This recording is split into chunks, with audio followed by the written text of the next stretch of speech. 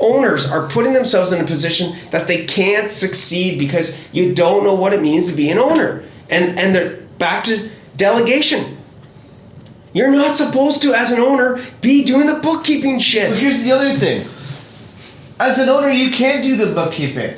Until right now, this very moment, contractors have always been on their own, not as tradespeople, but being alone and knowing how to take their business to the next level. They call us working class, they call us blue collar. They say that we don't have the smarts to become the business owner that we're meant to be. That is such bullshit. You have the ability. You're more than any of that. The question really is, where do you get the insights that you need specific to contracting to systemize your business so you can get your profits to pay for your freedom? I'm Andrew Houston. I'm going to show you how to make more profits, how to get more control, how to get more freedom in the simplest, quickest way possible without any of that bullshit. Welcome to the No Bullshit Podcast for Contractors. Listen up, level up, and if you learn something, like the video, subscribe to the channel, change your business, change your life.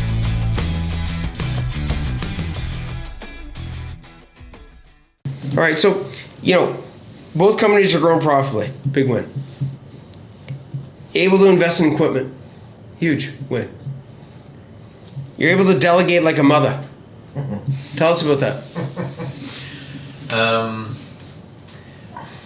When you're delegating, it's really hard, especially if you're coming from the trenches, to give up that bit of trust. Things do not go as you imagine if you're not doing it. But going back to the systems, if you have systems in place, delegating becomes much easier. Not only that, every tradesperson thinks that they're the best at what they do, and that is not true, because we have guys that are way better than us, and they help us develop these systems. They're teaching other people. We've delegated to them. They are in charge of that specific, thing, right? That role or whatever that is, whether it's project manager, foreman, Matt, or whatever. and Dan, and Ben, and Jean-Louis, those are all key guys, and they are taking full responsibility for everything. So they put in the extra hours to make sure that certain tasks get done.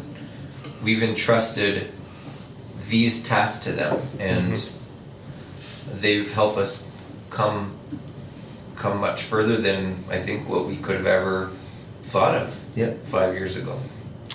I'm going to share something personal here, which is on the PFC side. I mean, man, I share a lot of stuff. I really believe you guys know this, that this whole, I think, is complete bullshit. If you got somebody helping you and all they talk about is helping you regarding your business. No, man, the business and the personal, the whole thing, it's one big bubble, right? If the business is shit, I can almost guarantee if somebody says to me, "Oh, life's great," and the business is shit, I'm like, "You're full of shit." It's true, because the business just takes up so much, right? it's your life. It's your life. So where am I going with this? Okay. I'll let everybody know that this business, this coaching business, is actually been a way harder for me to scale than my trades business. And my trades business was fucking hell to scale. Okay. When I had that moment of like being an automation guy, right? When I was like, I gotta automate my business. Okay, then it fucking started clicking. But for the 10 years prior to that, it was just putting in more time. Less sleep, more time. Less sleep, that's it, right? But what my point I wanted to make here is that this business, and the reason for that, just let everybody know, is because I knew my trade. At least I knew my trade. I knew what a foreman was supposed to do. I knew what an electrician was supposed to do. I know what they're supposed to know. I know what they're not. At least I have that going for me. Yeah. With this, I didn't have anybody. I didn't go to school. I didn't have anybody show me this. And the people that showed it to me, in a lot of cases, I didn't believe in their principles. Just like I was talking about, right? Oh, you gotta, when you're talking with the client, just keep it business. Don't keep it, it can't be personal. You fucking, what are you, nuts? That doesn't even make sense, right? Why are we doing this, right? But my point is, my team a prof for contractors, right? We got like 6 coaches now, right? We have a mindset coach, right? We got Bob as part of the team, which we want to talk about, right? An accountant that understands contractors, because I'm not a fucking accountant, right? We got Shauna on the bookkeeping side to make sure that, okay, here's what you got to do, right? We got Kayla on the legal side, right? We got Rick, we got Jay, Jay and Rick, Rick having a family business that was handed down to him from his dad, and him and his brother, Harris Plumbing, right? Jay owning a big fucking roofing company, multi-million dollar roofing company still today and running that. Like, is it true? Yeah. How in fucking God's name could I have ever provided that value to you guys? Could I? There's no way. There's no way. So the point I'm making is You that structured yourself real thin. yeah, but I still wouldn't know. I'm not a lawyer though, dude. Yeah. I'm not a fucking accountant. Exactly. I'm not a bookkeeper. Yeah. Right? I'm not a mindset coach. Like, yeah, I can talk about that stuff, but it's not my gig. It's not my gig, right? So just like you guys, your team is going beyond you. And I think having a team is probably the most important thing to develop. Yeah. Now, if you're not building the systems, then you're fucked. But if you're willing to build the systems and understand the importance of a team, your team will take you to that next level. What would your comments be about that? Absolutely. That's true. Yeah. I mean, they're the ones that are going to be there in the end to see everything else grow too. Yes. They're going to be the They're your legacy. yeah.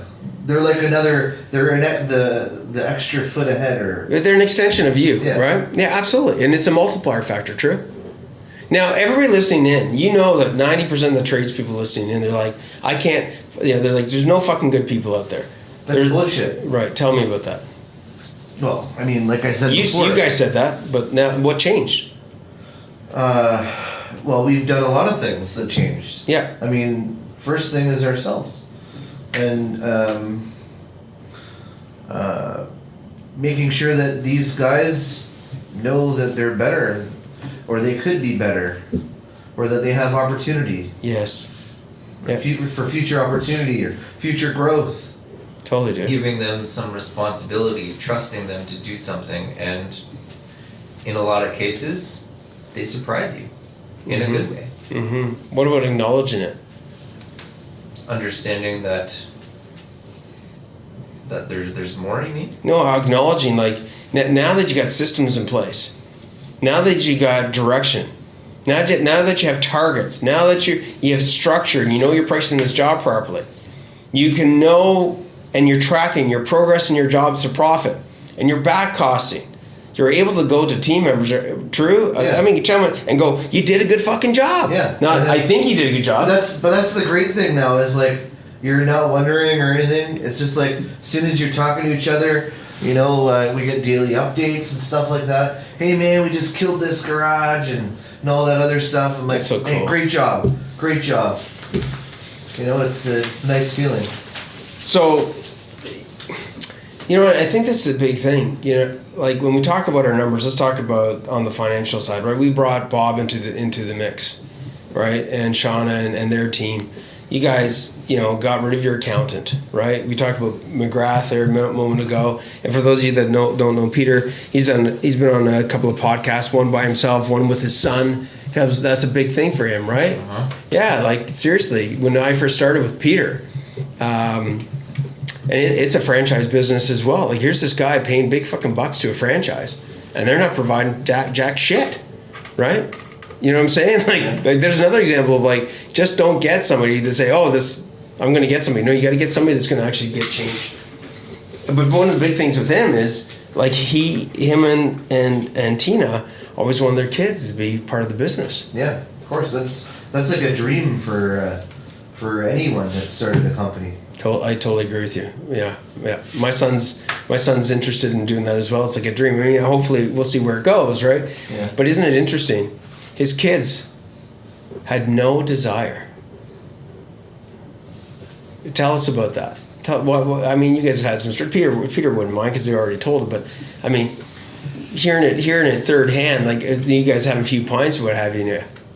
Well, Peter, from some of our, drinking talks. Yeah. I'd put it. They had a rough go. Yeah, they had a rough go, man. For a long time. for a long time, years and years, like 10 years, 15 years. Yeah. You know, they'd be going up to a hockey tournament and Peter would be on the phone the whole time. And his sons are sitting in the back, like, and they're told to be quiet because he has to do this. He has to provide for his family. Mm-hmm. And, you know, it couldn't have been easy on his kids at all. And through the eyes of the kids, like, let's face it, from an early age. So I'm sure there's some resentment or something there. Sure. It's family and business is tough. Right. It's tough to, you know, everyone talks about like this balance with family and work. I don't know what the balance is. It's so intermingled. Yes, totally. It's, you Right. got to make it work. It's just like COVID these days. Yep. It's here. Totally. So one of the things with Peter is that, and again, I know we're talking about you guys here, I just want to make a point, is his kids now want to be involved. His kids now are more involved. His kids now are taking ownership. They've taken on positions now. Why? Because they're like... They see the future.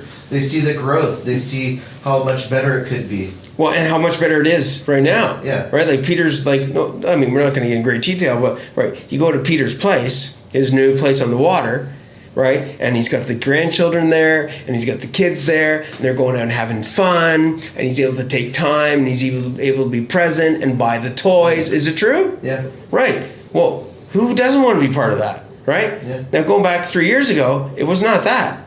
Completely opposite, right? Yeah. So, you know, let's talk a little bit about on the financials here. Just last little piece before we start wrapping up is, you know, one of the biggest things that, as you guys know, when I started with you, is that I have had a hate on. Shouldn't call it hate. My wife's gonna hear this and go, "Oh my God, don't use that word."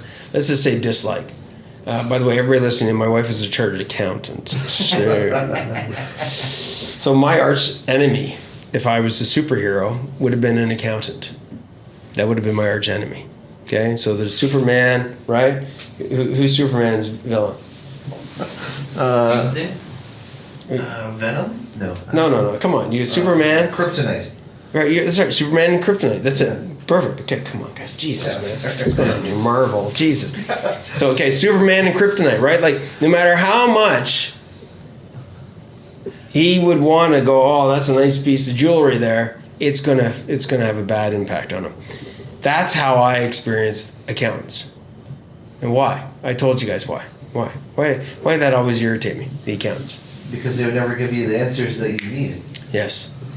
Which is true. What about this? What about the what I call the bullshit? What's the thing that irritates me the most when the accountant says when I hear this? Yeah, sat down with the accountant. I go, when was the last time you sat down with him? And what's the response usually? A year ago. A year ago. So there's no course correction. You can't fix something that's already done. Guys, like, tell me, what was your world with your accountant? It sucked. Yeah, tell me about it. Fucking tell me, because I want, if somebody's listening in, and you're experiencing whatever Zach and Adam are about to tell you, I'm hoping that what they concluded on is what you're going to conclude on. Okay, even if it means you've got to engage with your wife or your family member and go, look, we're going to have to make some changes. But let's get into the pain. What did it look like? What did your accountants actually look like when we started? So we had an accountant to start with for a good 12 years. And finally, so with that accountant, we'd get our numbers back the next year, or he'd be even late filing. So, you know, maybe even the 2 years after we would get our numbers. But we didn't know, and we didn't really care that much anyways because we didn't know that we needed it. So finally, we were able to switch accountants. Yeah, what were some of the other things that the accountant didn't get? So we couldn't get a hold of the accountant. He was always too busy, not having any numbers at all. So we couldn't get loans. We couldn't do anything. We didn't know that we had to pay, certain government remittances. that all catches up with you. How much time did the accountant sit down and explain to you the numbers, or did you actually? Never. Did you sit there with the accountant and leave the freaking room more exhausted, more confused than when you went in? And frustrated. Well, not just that, because we didn't even have time to think about what numbers we actually needed. We just needed to get our shit done, and it was never done. Oh, we'll have it done, I promise, next week. Go in next week? Well, it's not done. You still gotta wait another 6 months. And you guys were sort of okay with it because you didn't really realize how fucking important it was to get these goddamn numbers done. Yeah, so... Yeah. Okay, so then we set you up with Bobby. Well, before that, when Bob first joined, we actually joined another accounting firm. Right. And that didn't work out at all. It was a good start. It was a good start in the right direction. Right. We knew more of what we wanted in an accounting. Well, through us going through the numbers and me going, you need this. You need your break even. You need your gross profits. You need your net profits. You need to know what your fucking expenses are. You need to make sure that your expenses are in the right location. Like, cause, right? And I mean, my blood pressure would go up because I'm like, how the fuck are we going to, cause what would drive me crazy is like, I know it's critical to make sure you're pricing your jobs profitably. I mean, right? Yeah. I know that if you don't break down your pricing and you don't account for your overheads, that you're basically pricing jobs fucking blind, and you could be pricing yourself out of business. True? Yeah, and that's what we were doing. That's exactly what you were doing, yeah. So, anyways, with the new accountant we had, it didn't work out. No. It got us on the right foot in that we started implementing certain programs, though. Then COVID hits, and we're asking questions. Well, can we qualify for this? Can we qualify for that? They couldn't even give us an answer, so I'd ask Bob. And one of his, either Bob would get back to us, or Shauna, or one of the other team members there. They'd have an answer for us that same day, or even like even earlier. And our accountants couldn't even get back to us, and they still haven't. So we're like, you know what, Bob, we're signing up with you. Like, and even to this day right now, like it's only been what, how many, since March maybe? Yeah, so half a year or whatever. Even to this day, we don't have to go ask them if we qualify for new things. We don't have to ask if we should be able to apply for government grants, government subsidies, and whatever. They automatically do it. And my mom, who takes care of the books and all that kind of stuff, is super impressed. She's super happy, and it's just like a what do you call it? Like a weight off your shoulders. Yeah, weight off your shoulders. Yeah, I'm gonna say this. Like, this goes out to Zach and Adam's mom. Okay, seriously, God love you for, as my dad would say, God love you for putting up with those two lads. Okay, seriously, because they, having to deal with two sons in business, two owners, not having the right information, and their mom as the bookkeeper going, I need this, I need that, and not being able to get it from them. It's like constant stress. Totally. And how can you get it all? How can you get all the information needed and still have the belt on? And you can't. With what time? And how do you know things that you don't even know that you're supposed to know? Yes. I mean, don't try to be the goddamn expert accountant. Don't try to be the expert bookkeeper. That's a whole skill, that's a whole trade all in itself. I mean, honestly, okay? So you've got to make sure that whatever you do, don't try to be somebody else's profession, because it will frickin' kill you. And you won't even know it, because the reality is that you don't know what you're doing. Now, a lot of people get their family members involved, their spouses, their wives, their moms, or whatever, and it's the right intention. These people are trying to help them have a better business, and the owners are wanting them to do that. But you're allowing these people to be put into a position that they can't fucking succeed. Because they're trying to do just like owners are putting themselves in a position that they can't succeed because you don't know what it means to be an owner. And they're back to delegation. You're not supposed to, as an owner, be doing the bookkeeping shit. But here's the other thing. As an owner, you can't do the bookkeeping. All you need to do is gather receipts. You can't do the bookkeeping. That's right. Your mother or your sister, it's not even worth getting them to do the bookkeeping.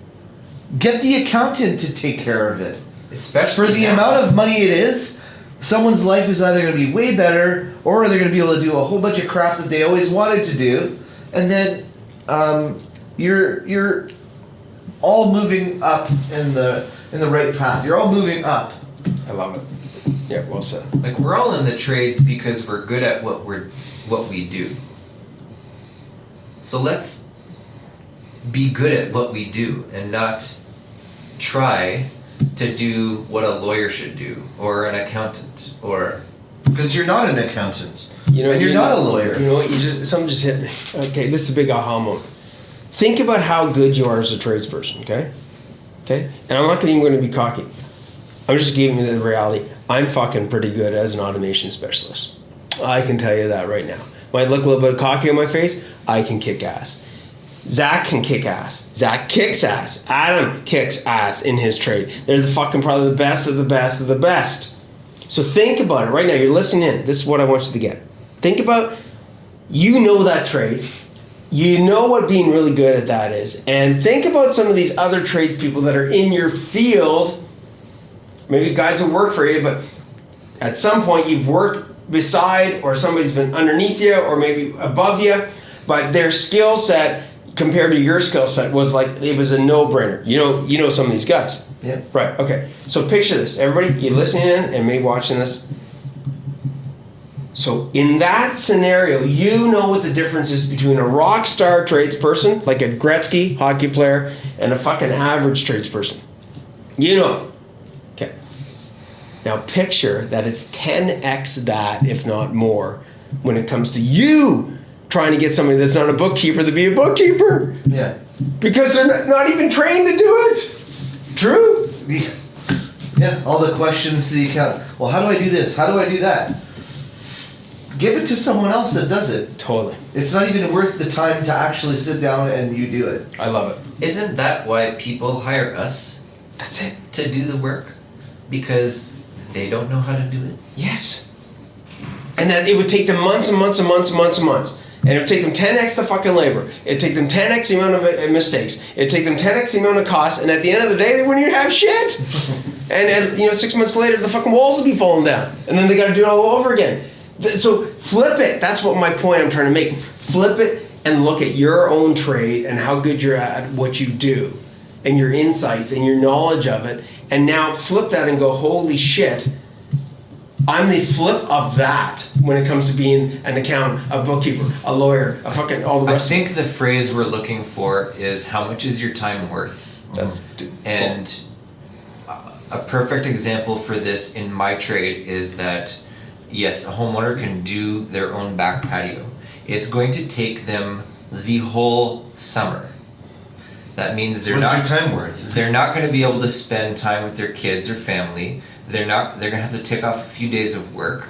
And on top of that, there's still all the logistics and ordering and stuff like that nobody thinks about when they're doing a project. Yeah. By the way, have fun digging a hole by hand. How much is your time worth? We'll do that in 3 days. Okay, so dude, I know, totally off topic, okay? Seriously? So, I'm not shitting you. Adam, I need you to come over. I know, guys, welcome to the fucking podcast, okay? I need Adam to come over, and I'm serious. I need you to fix the goddamn stone in my backyard by the pool. Because the idiot fucking trades guy that came in, I was freaking away. God love my wife, God love Jen, okay? That she picked. Oh yeah, we can do this, yeah, we can do that, okay? Notice, so when you come to my house, no, seriously, dude, I need you to fucking do this. When you come to my house, here's the crazy thing, okay? And it is sort of contradictory with what we're saying, but maybe, anyways, so I did all around the pool, okay? You think that fucking pool stone moved? Not a fucking ounce. You think the other guy that says I'm Mr. Professional? But no, guys, you didn't tamp it enough. So now all the fucking stones dropped around the fucking pool. He must have been a good salesman then. See, this is it, okay? This is But it. did he not ask you to help coach him? Yeah. And what'd you say? Yeah, exactly. What do you think I said? Fuck no. Yeah, exactly. Exactly. Okay. So this comes down to guys like we all have skill sets. Okay, and your job is to become a better owner. Okay, and it's to leverage the skill set that you have, not to do more of working on the tools, but to leverage those insights to become a better business owner and have a better business. Because the skill set that you have as a tradesperson, you have the ability to see shit that other people don't get to see. You have a ton of moving systems in your head that allow you to be great. Our job, right, part of our job for contractors, is to pull that shit out of your head so that you can put it into the hands of other people. Is it true? Yeah. And actually get them to be even better than you. Yeah. True? Yeah. All right, so that you can do what? We're trying to help coach them. Yes.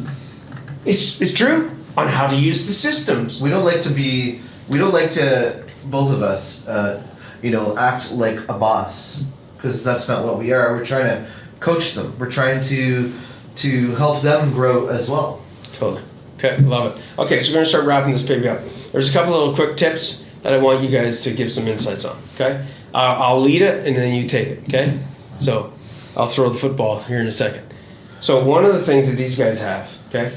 I want you guys to mention the name of your company again from, let's just say, on the social media side. So mention, where would they find you guys in social media? Because I'm going someplace with this right now. Concrete Fusion. Okay, beautiful. And ANZ Interlock. Okay, love it. Okay. So here's what I want you guys to think about, okay? So if you're listening in on this, one of the things that's so critical that we haven't touched on, and we're not going to go in great depth, I'll get you to experience it, is the importance of building a great culture. Right, guys? Okay.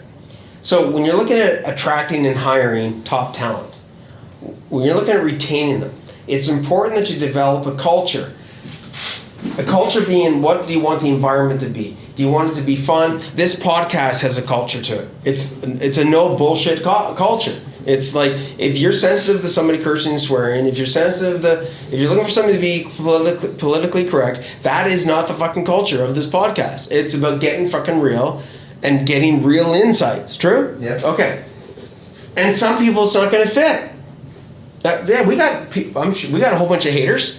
Right, my team's taking me off the list of seeing that because I still have the old temper in me. But and it's true, and I know what I want to say to those people, which is like, go fuck yourself. But so the point is, because look, I don't get paid for this, right? We're trying to help people, and there's jackasses out there. So those are the people that don't meet your culture. So my point I'm making is, these guys have done an amazing job on social media, right? The boys are cooking sausages off the back of the truck. It's a fun environment. They've made some fucking amazing, hilarious videos, right? Uh-huh. Tell us about that culture and why that's important for finding and retaining your talent.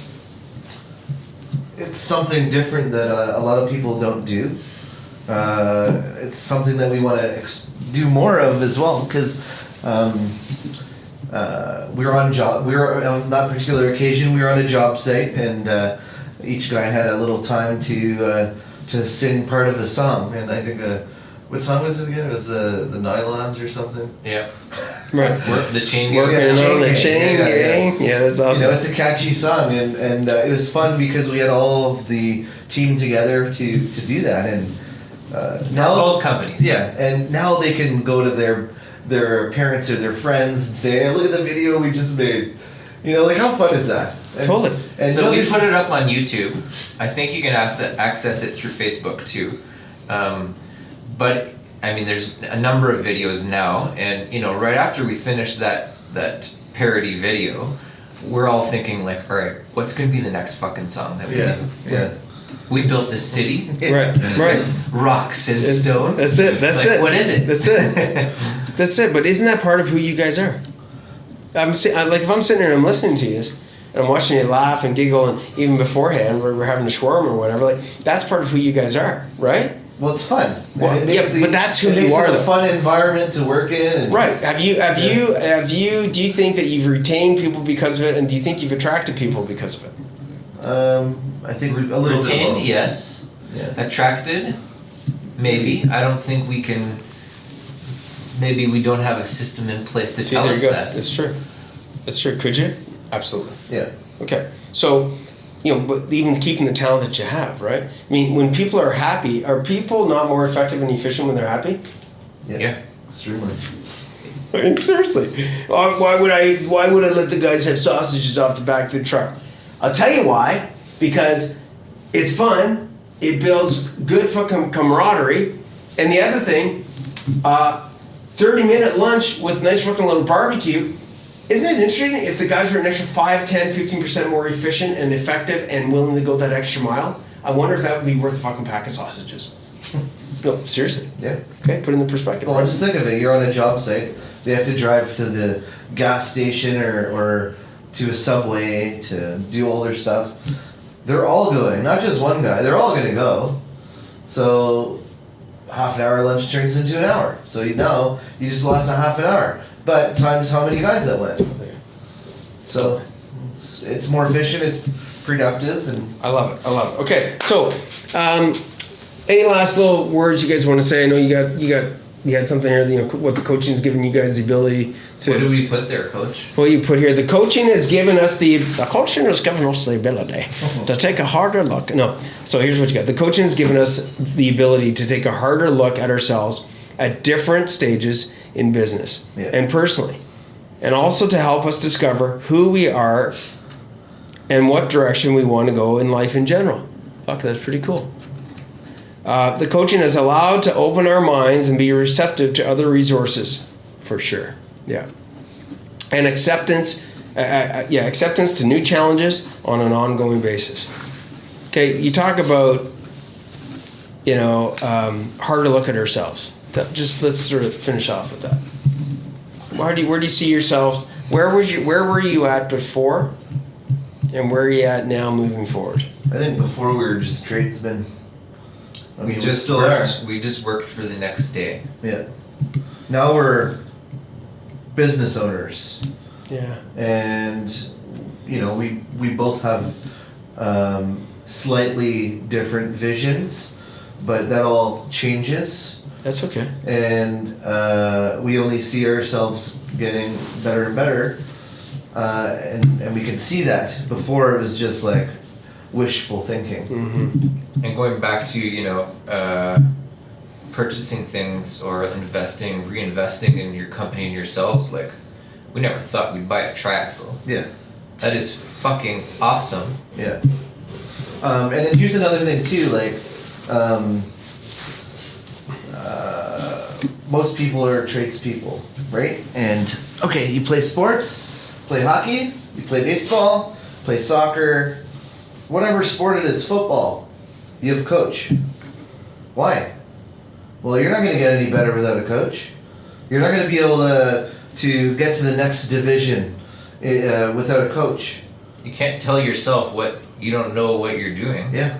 So, that's the way I like to explain it. Just like Mark Lalonde, he just joined, and I told him, hey, do you have a coach? Because he focused, whatever, right? And he's like, no, I don't have a coach. I'm like, well, did you play hockey, right? He's like, yeah. Did you have a coach? Yeah.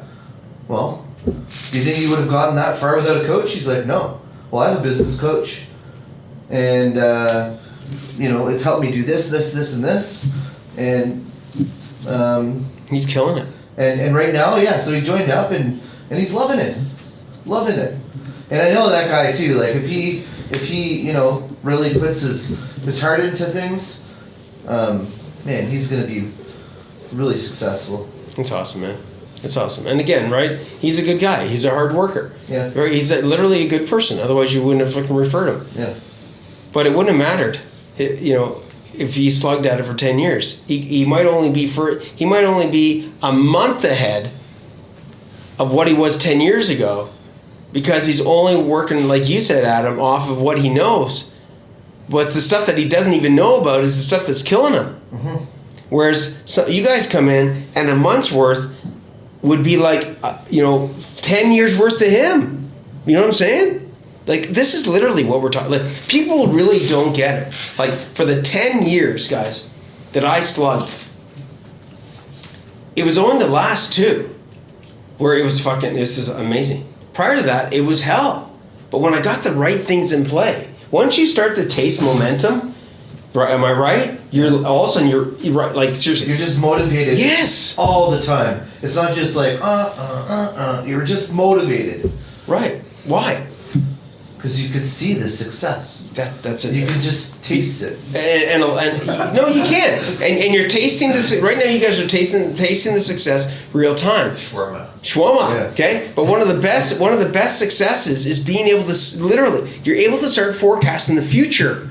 Mm-hmm. So you're able to forecast a fucking better life ahead for your fucking children, for yourself, for your mother, right? For your family, like really. For our team. For your team. Instead of like, oh man, we got another, okay, it's Monday. All right, well, I hope it goes good today.